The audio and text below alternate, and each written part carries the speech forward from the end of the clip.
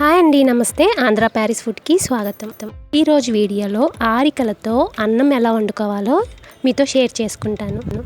ఆరికలు అనేది సిరిధాన్యం అండి. మనకి తెలిసిన సిరిధాన్యాల్లో కామన్గా ఆరికలు, కొర్రలు, అండుకొర్రలు, సామలు ఇవి చాలామందికి తెలుసు అనమాట.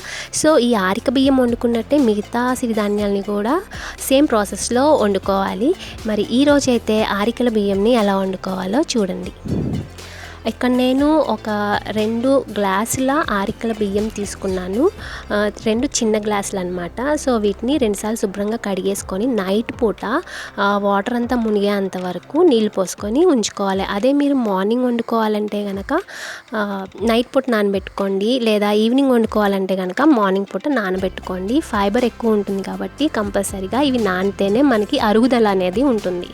అన్నం కూడా పొడి పొడిలాడుతూ వస్తుందన్నమాట. సో ఇప్పుడు మీరు వండుకునే బౌల్ని తీసుకొని ఇందులోకి ఏదైతే మీరు ఆరికలు నానబెట్టుకున్నారో ఆ వాటర్ని 3 గ్లాసులు పోసుకోండి. మిగతా ప్లెయిన్ వాటర్ 2 గ్లాసెస్ పోసుకోండి. Total quantity 5 glasses. 2 గ్లాసెస్ ఆరిక బియ్యంకి మామూలు రైస్ అయితే 4 గ్లాస్ పోసుకుంటాం కదా, ఇక్కడ ఒక ఎక్స్ట్రా గ్లాస్ పోసుకుంటే సరిపోతుంది. ఇదే సామలకైతే కనుక 4 గ్లాస్ అయితే సరిపోతాయండి. అదే మీరు కుక్కర్లో వండుకోవాలంటే కనుక 4 గ్లాసెస్ పోసుకొని మీడియం ఫ్లేమ్ మీద 3 విజిల్స్ వచ్చేంత వరకు ఉడికించుకొని తర్వాత లోకి టర్న్ చేసేసి 5 నిమిషాలు ఉంచుకొని స్టవ్ ఆఫ్ చేసేసుకోండి. ఇప్పుడు ఈ ఎసరంతా మరిగిన తర్వాత ఆరికల బియ్యంని అందులో వేసుకోవాలి. వీటిలో ఒక్కొక్కసారి మనకి మట్టి అట్లా రాళ్ళగట్లు ఉంటాయండి. సో మీరు అడుగును మొత్తం వేసుకోకుండా గాలించుకొని వేసుకోండి. అడుగున ఏమన్నా కొంచెం మిగిలి ఉంటే దాన్ని పడేసేయండి. వేసుకున్న తర్వాత మీడియం ఫ్లేమ్లో ఉడికించుకోవాలండి. 80% ఉడికేంత వరకు మీడియం ఫ్లేమ్లో ఉంచుకొని తర్వాత లో ఫ్లేమ్కి టర్న్ చేసుకొని మిగతా రైస్ని కుక్ చేసుకోవాలి. కాసేపటికి మనకి ఇందులో ఉన్న వాటర్ ఎగిరిపోతాయండి, కొంచెం లైట్గా ఉంటుంది. ఆ టైంలో మీరు దీనికి మూత పెట్టేసుకొని మిగతా రైస్ని కంప్లీట్గా ఉడికించుకోవాలి.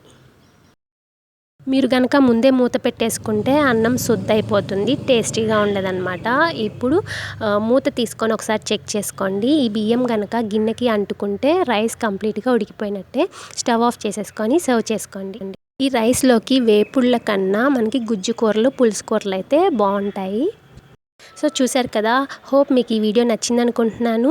మీరు కనుక ఇప్పటి వరకు మిల్లెట్స్ని ప్రిపేర్ చేయకపోతే ప్రిపేర్ చేసుకోండి, హెల్తీ కదా, అప్పుడప్పుడు తీసుకుంటూ ఉండండి. సో మరి మీకు కనుక నచ్చితే లైక్ చేయండి, షేర్ చేయండి. మరిన్ని ఇలాంటి సింపుల్ అండ్ టేస్టీ రెసిపీస్ కోసం ఆంధ్రపారిస్ ఫుడ్ని సబ్స్క్రైబ్ చేసుకోండి.